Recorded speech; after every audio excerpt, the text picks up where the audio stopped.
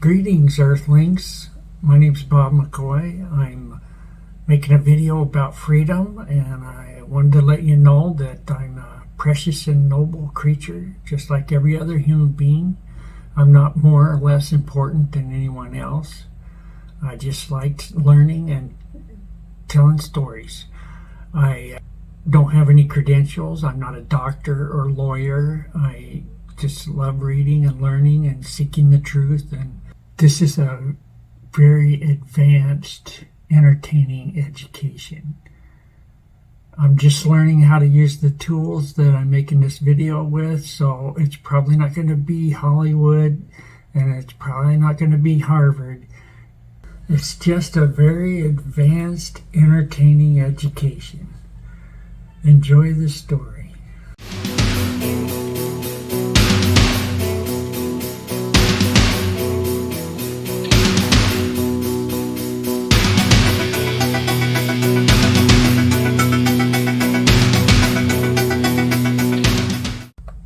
I believe in God. He is far greater than I can even imagine, let alone describe. He makes the rule of law. He makes natural laws and reveals the divine rule of law. I believe there's only one God, and He is the creator of the universe and everything in it and everyone in it. And the manifestation of God is, Jesus, Moses, Buddha, Krishna, Muhammad. Baha'u'llah is the manifestation of God. And they reveal the Word of God, the divine rule of law, and the divine. And so God also creates natural law, and the natural law is created, first.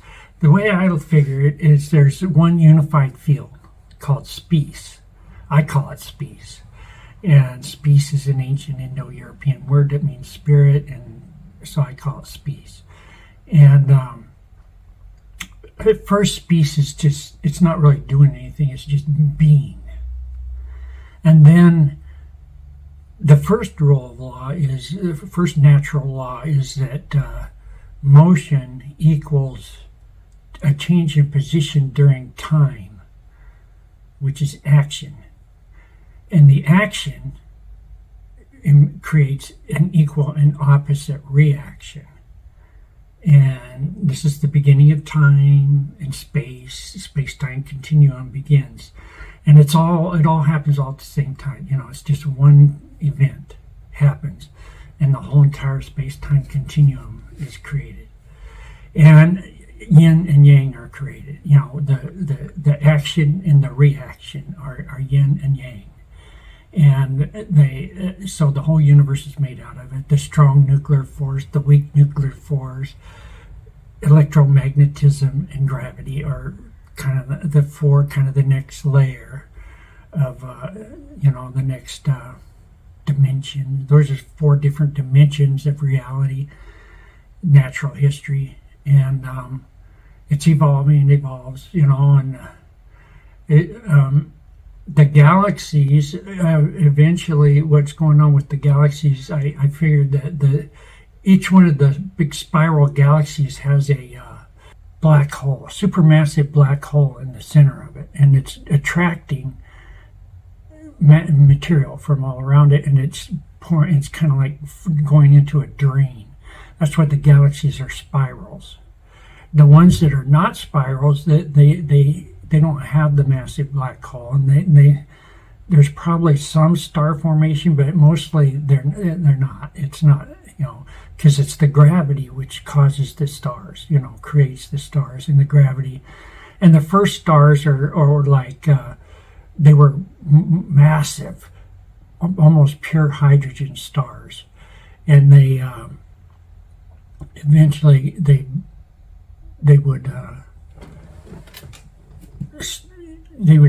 grew very fast. They only lasted like a few million years. They would form, and then they would explode.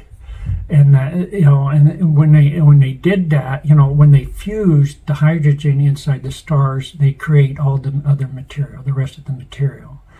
And when they explode, they create material that's heavier than iron, and all the chemicals, in the universe are created in the stars. So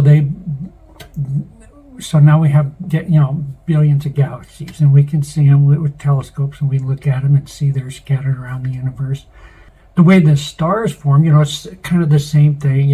They get clouds, and it's not so much a certain gravity. It's because they all have the gravity. It's the difference in gravity, density, and the places that are denser than other places.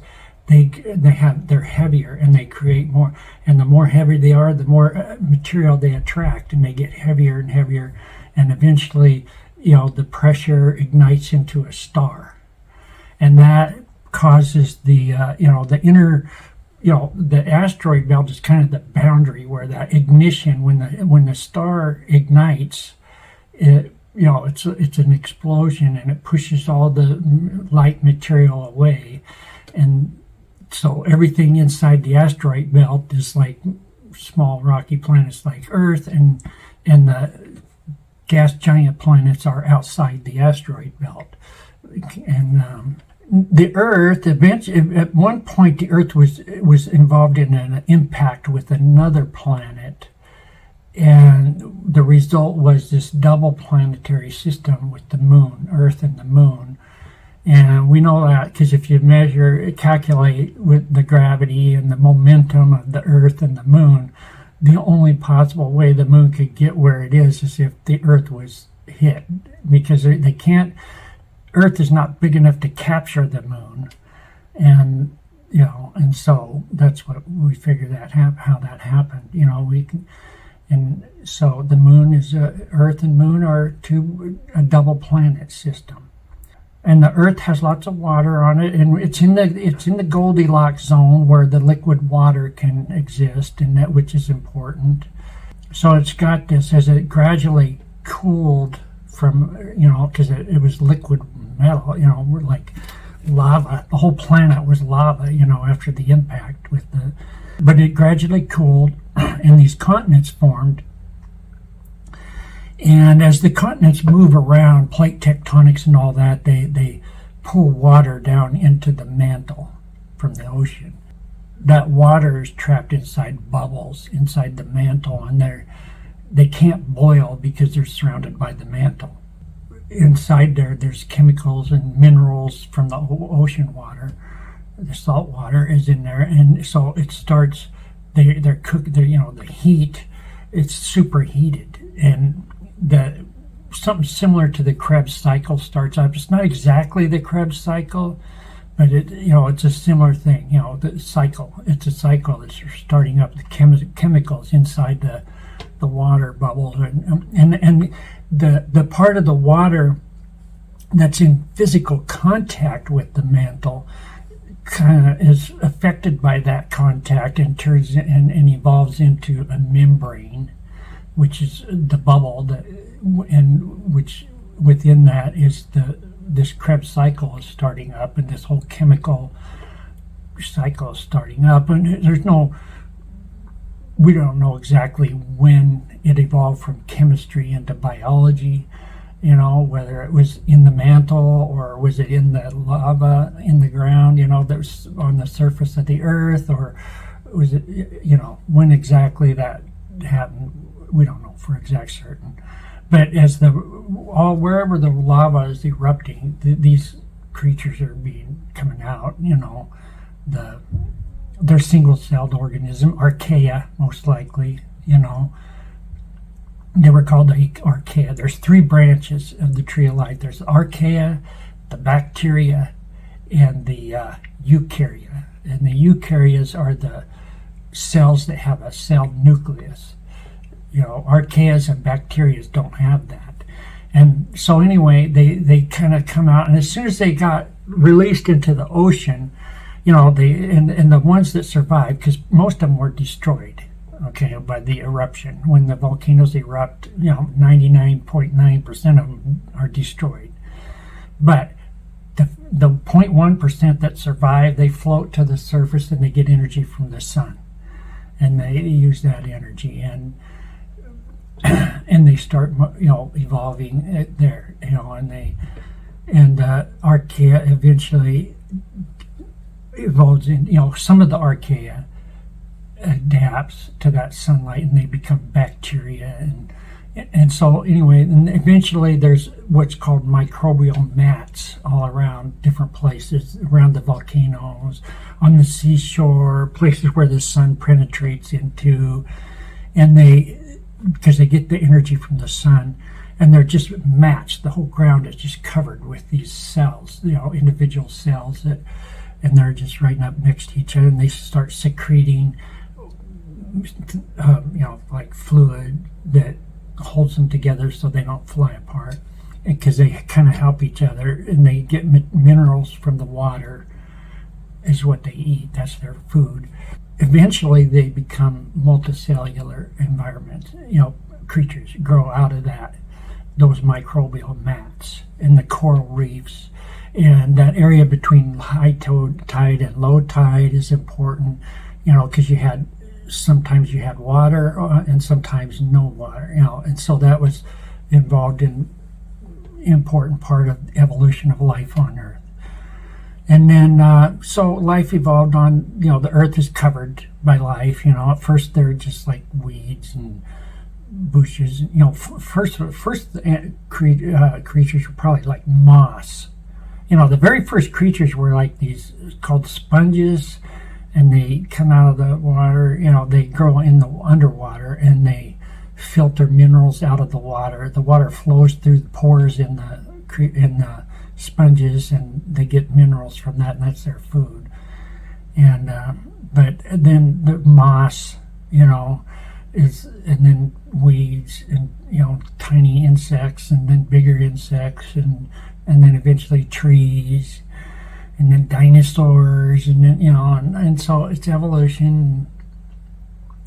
And then the Earth was hit by an asteroid and killed all the dinosaurs. So the mammals, which were small, like squirrels, some mice and squirrels, little animals, and they would run around on the top of the trees. And eventually, once the dinosaurs became extinct, the mammals, instead of growing, running along the top of branches, they would swing along the bottom of them. On their front legs evolved into arms and hands, and their skeletons start to stretch out, and then eventually, about 8 million years ago, when the forest was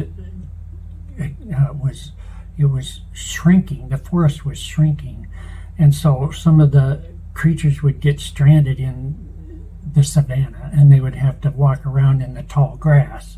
And so they start standing up straight.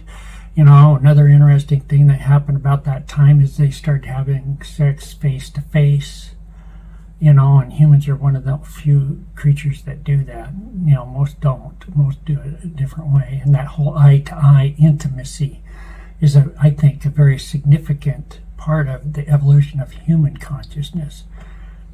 And then, and then we start speaking, whole language, and language is a set of rules. I think Adam started speaking in language and culture and civilization in Turkey, by Mount Ararat. There's 4 rivers that run out of that area, and the Tigris and Euphrates are 2 of them. Another one runs into the Black Sea, and one runs into the Caspian Sea, and the other 2 run into the Persian Gulf. And so that's where Adam and Eve was at. And then they migrated into Iran and started civilization, the first civilization. I believe they created a Stone Age civilization that and they created cities all over the world, and we find them today in underwater cities. That was the ones that were built by the civilization that Adam founded, and they built up, and so that when the Ice Age ended and sea level, rose, it destroyed the civilization, collapsed into a dark age, And then Noah, he lived on the north shore of a small inland sea where the Black Sea is now. And when the sea level rose and the water flowed in and filled up that basin where the Black Sea is now, that's where Noah lived, and he floated around in the Black Sea for however many weeks, months, and then landed on the north shore of Turkey, on the south shore of the Black Sea, but the north shore of Turkey. And I say that, and this is a pure guess, I think that Noah and his kids founded Göbekli Tepe. And then years later, a generation later, Abraham, he came up from Ur in Mesopotamia, and he went to Haran, which I thought was a big city in Syria, but there also happens to be a small town called Haran in southern Turkey, about 40 miles from Göbekli Tepe. And there's also another place very similar to Göbekli Tepe called Harana Tepe, which is, Haran, that's where Abraham went. I think Abraham founded Harana Tepe. Noah did Göbekli Tepe and Abraham did Harana Tepe. And this is pure speculation. I'm just putting all the different stories I've read and heard about together and coming up with a hypothesis. So we're building civilization, and civilization arose from that. The current civilization arose from Harana Tepe. So language is the first rule of law. It's kind of like the beginning of the divine rule of law. In language, we learn language, and then God reveals the law.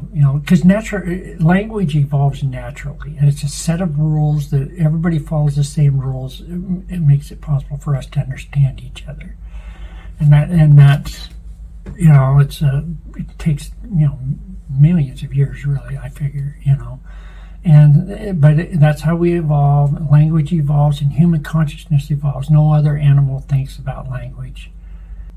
The brain stem is where that generates. It actually produces like our heartbeat, our lungs breathing, our sleeping, eating, things like that. Sex, is all kind of generated out of the brain stem, and then the brain stem is just the end of the spinal cord. The limbic system, which kind of sits on top of that, and of course they're both connected to each other, and that generates our emotions, which are our motives. And we have instinct and emotion in common with the animal kingdom. All animals have both, emotions, instincts and emotions. And then animals have a cerebral cortex, but it's very primitive compared to a human one. And the human cerebral cortex, there's this one right kind of between the prefrontal cortex is right behind your forehead, and the limbic system is right in the center of your brain, kind of at the bottom, because the cerebral cortex goes over the top, but the bottom center of the brain. And between that, right outside, you have the callosal, this one part that the nerves go from the left to the right side. And then right just outside that is what's called the cingulate cortex. And the anterior cingulate cortex, which is the front part of that, is a big part of the executive cortex. And the language cortex, which is on the left side, is also part of that executive decision-making facility. And so that produces your language, and then language causes thinking. It's like, because we think in our language, and all these little cortexes are all connected to each other. And there's one, and I can't remember the name. I tried to find the name of it yesterday, and I couldn't find the name. But there's one that's kind of right at the bottom, kind of like right above right between your eyes. It's kind of on the bottom of your brain, and it's like the central hub of communicating. All these different cortexes communicate with each other through this one particular part of the brain. And so you got your thinking up in your forehead, right behind your forehead. You got your language is on the left side, your left temple, and your right temple. That, I guess, that does more artistic kind of things, and perspective. And so the key point about the point of all this is that. And this is where that human beings have and no other animals do. This executive decision-making faculty, or executive cortex, or whatever you want to call it, and because it's a whole bunch of different cortexes, are one big executive. Executive means execute. CEO. It makes us able to respond to our instincts and emotions voluntarily. We consciously, voluntarily control how we respond to our emotions and instincts. Emotions are motives. Those are what we want to do. Instincts are just instincts. We don't even think about instincts. We just do. We breathe. We talk. We eat. Sleep. Those things, we just do them. We don't have to think about it. Emotions, we feel. We have that in common. Animals don't think. They feel, but they don't think. That freedom, is that the voluntary nature of our human consciousness, our response to our motives. That's different. That's the beginning of the divergence of the human kingdom of life from the animal kingdom of life. Because human beings are not animals. We're related to the animals, but we're a different kingdom of life on earth. There's the plant kingdom, there's the animal kingdom, and there's the human kingdom. And they're totally, we have capacities that no animal has. And it's causing a divergence of a human civilization from the animal kingdom. And now human beings are terraforming Earth from a wilderness into a garden. We have this, we create, we're very creative, we create. And we're not creative in the sense that God can create the universe out of nothing. We're creative in the sense that we can take the natural resources and add value to them and create technology and things like that. And science, we can learn and we can study, we can investigate nature and figure out what the rules are, and we can use that knowledge to harness those natural resources and improve them and make technology. And that's what we're doing. And we're building cities as fast as we can everywhere in the world, making the world a better place. And we'll keep doing that. We're just getting started. We had all these civilizations, and they were all regional. The Greek, the Roman Empire, the Persian Empire, the Han Dynasty. All these civilizations were growing up, and they were regional. You got India and China and Europe, and they were all regional. The Hindus and the Muslims and the Christians, each one of those were all regional, and different dimensions of civilization that have been evolving for thousands of years. And now they're all global. There's people from India all over the world. There's people from China all over the world. There's people, Muslims, Hindus, Christians they're all global.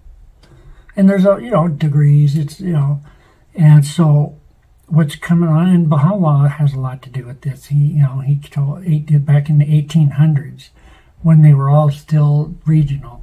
Baha'u'llah came and said, unite all the people of every nation, race, and religion together into one universal and divine civilization. And it's been happening. We've got, back in the 1800s, the United Nations would have been inconceivable. And now it's getting some experience about how to govern human civilization. It's not perfect. Human government is. But these nations have come together, and they're creating institutions and, things, treaties and, principles, guidelines, of governance, like on the high seas, we want all ships know to pass on the right. That way, when you meet a ship on the ocean, they don't crash into each other because they know the rules. Everybody knows the rules. And so we follow the same rules, and we don't, and we have, different things like that. Like fishing. It used to be human beings could hunt and fish as much as they wanted to, and it wasn't going to affect the earth because the earth is so big. And now there's so many human beings that we really can't do that anymore. And one of the best examples of that is the fishing. We got these ships that can go out there and just basically vacuum up the fish, and we can't really do that because we need enough fish to survive in order for our children, later generations of human beings, to be able to eat. And so we have to manage that. We have to control that and regulate that. And different things like that. There's a lot of, the pollution, we can't, when we first started with the Industrial Revolution, a few little factories where nobody really thought about it. It wasn't, the earth is so big that one factory wasn't going to cause that much trouble. But now with all the whole planet is industrialized, we can't do that, because we can't pump billions and billions of tons of chemicals into the atmosphere and not affect it. And so we got to, we got this problem. How can we solve it? What do we got to do to solve that problem? Because it's a serious problem. And how do we make our agriculture sustainable? We can't just take the nutrients out of the ground and not put anything back into it, which is, from what I've been reading, that's what's going on. They're just, a lot of these, the economics is, I'm a big fan of capitalism. I like capitalism, private ownership of the means of production, and free enterprise, private property and free enterprise. That's the two main, the yin and yang of capitalism is private property and free enterprise. People can do whatever they want to.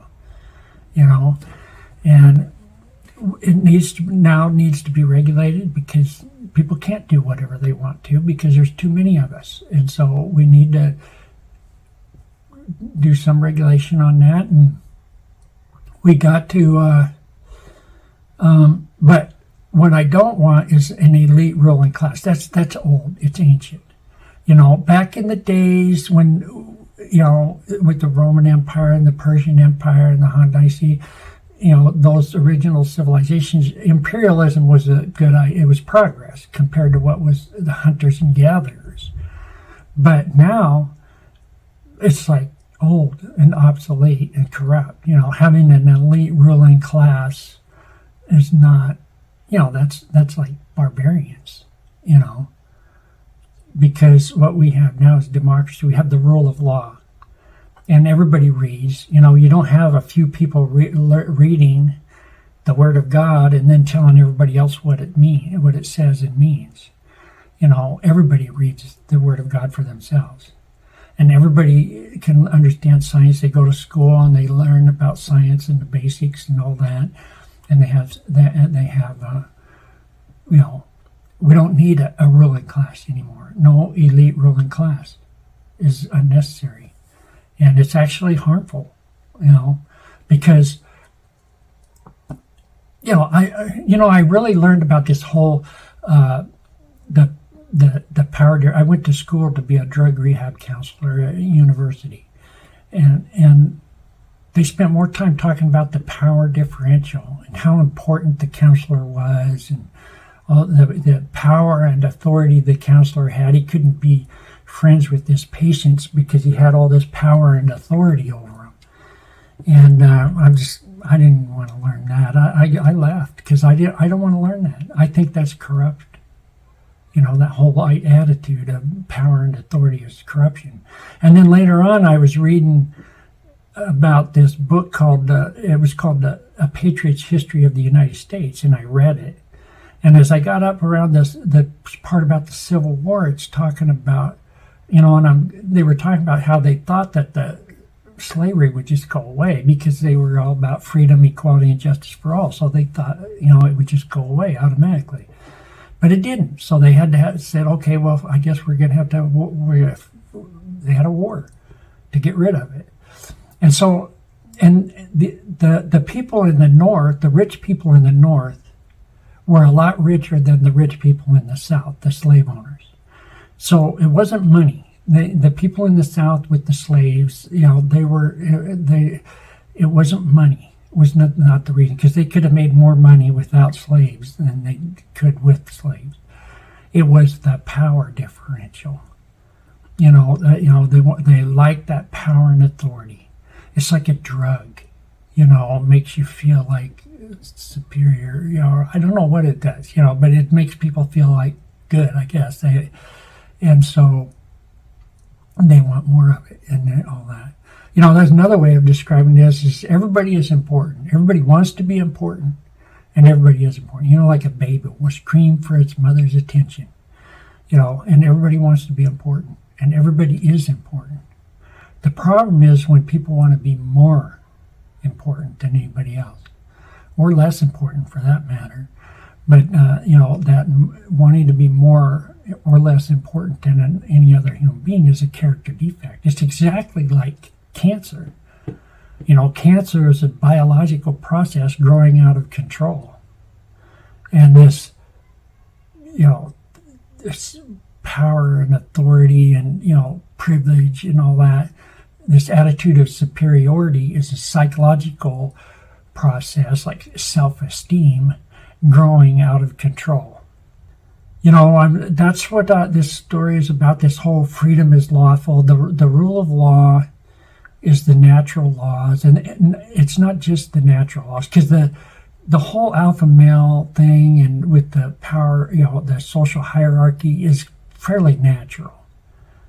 It's the divine rule of law that holds people accountable. Once we start having voluntary response to our instincts and emotions, that voluntary, liberty or freedom or whatever you want to call it, comes, there's responsibility and accountability that come with it.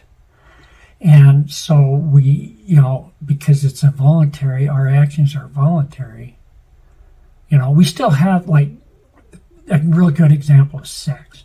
Everybody has sex, they have a desire, whatever, it's an instinct. But our response to that instinct is what's important. And it's voluntary, and that's what everybody needs to understand. This is important because of all the weird stuff that's going on in our society right now. We have to understand that is our response to our sexuality, our sexual instinct is voluntary. That's the difference between an animal and a human being. Because animals, they just do whatever feels good. They don't think about it or have it. There's no moral. They don't have morals. Human beings do have morals, and so those morals are the divine rule of law. And the thing about this is that God makes the rules. Man-made rules are unsustainable. They're not, it has to be God-made rules. God makes the rules. That's what he does. And when we follow the rules that God makes, then we prosper. When we follow man-made rules, then we just fall apart, disintegrate, turn into barbarians, wild animals. Humans are like very vicious, when they on the animal level. So, because we are very smart relative to any animal, but if we just abandon our morals, our values, the divine rule of law, then it's the whole civilization disintegrates. This, it's pretty simple. I mean, the Bible, the Quran, the Bhagavad Gita, all those are divine rule of law. They all reveal the divine rule of law. And when the people follow that, and everybody follows it, everybody knows what it is, and they all follow the same set of rules, then we have civilization. When we don't, when we say, we don't need to follow those rules, they're old-fashioned, we're entitled to this civilization, and that's the end of civilization every time. It's happened over and over and over again. And we know what's going on. We've recorded it, and it's recorded in history, and we have knowledge of what causes civilization and what ends civilization. And every civilization in history is caused by people following the same set of rules. And they work hard together, they work together, and they create a civilization. It's hard, and it takes hard work, and they work together, and they create civilizations. And then a few generations later, after several generations, the kids, they start thinking they're entitled to it, civilization, and we don't have to follow those old-fashioned rules. And then that's the end of the civilization. And that's been going on forever, since Adam and Noah. And so we got to understand that these divine rule of law. Now, the civilization founded by Baha'u'llah is quite a bit different than the other ones. The previous ones, for one, the main difference is they're all regional. I mean, they were global, but practically they were regional, and the people all lived, they all fell, and civilizations arose, and then they got old and corrupt, and they fell apart. And then, every so often, whenever the civilization would, the Dark Age, a new manifestation of God would appear, and then a new civilization would arise based on those teachings. And this has been going on for centuries, and now Baha'u'llah came and he revealed, and it's kind of like the global age, and it's for the whole human race, and the whole human race has come together. And all the religions, Islam, Christianity, Buddhism, Hinduism, Judaism, those are all the one common faith of all mankind. And the Baha'i faith is the one common faith of all mankind. And, the philosophy of the East, is Confucius and Lao Tzu and all those guys. They had some pretty good ideas. And the philosophy of the West with Plato and Aristotle, they have some pretty good ideas. And that's all, good, But now this one common faith of all mankind and this one global federation of self-governing nations is gradually evolving, and it'll keep on evolving in waves of progress from now on. All these cities we're building around all over the earth, this is a new civilization that's going to last for thousands, hundreds of thousands of years. And it's going to be it's fun, it's fascinating. We're seeing the birth of the greatest, right? The United Nations is already the greatest civilization in human history. In the 20th century, the United States accomplished amazing things, landing on the moon and all kinds of things like that, and economics. And what the United Nations accomplishes in the 21st century will dwarf what the United States accomplished in the 20th century. And we're just keep going. We got to work, and because there's a lot of different things going on, and it's pretty unstable right now. I'm very confident. But that doesn't mean we can't hurt ourselves. We have to work to build this civilization. It's not just going to build itself. We have to make it. We make money. We create prosperity for ourselves and everybody else. It's not going to be selfish. I like capitalism and private property and free enterprise as much as anybody, but it's not going to be selfish. Selfish is the dark side of the human nature, and that's not sustainable and is not acceptable or anything. That's nothing but it's just evil, really. And but we do need to be, self-interest is okay, self-preservation is good, self-determination is good, it's just not selfish. What's selfish is you're placing yourself above anyone else, and so you're thinking you're more important than somebody else, and that you advance your benefit at the expense of anyone else. And you don't want to do the opposite either and let other people do that to you. That's just, not quite as bad, but it's pretty bad too. Just letting people, I'm not advocating that, because you have to stand up for yourself. Don't be a bully and don't be bullied. And, and just be free and equal. I like this term equity. I agree that is a great term. It's way better than equality. Equality is okay. I mean, men and women are equal. Racism is retarded. It's dumb. It's unconstitutional, and it's evil. There's no inferior or superior human beings. Men and women are equal partners. Always have been, always will be. And one man gets married to one woman, and forever. And they have children and they raise kids, and those kids need a mother and a father. And that's what human nature. That's human nature. And it's, the divine law of marriage will never change. That's the rule of law, and we have to follow it. I mean, there's always going to be exceptions and things like that, but they're rarely.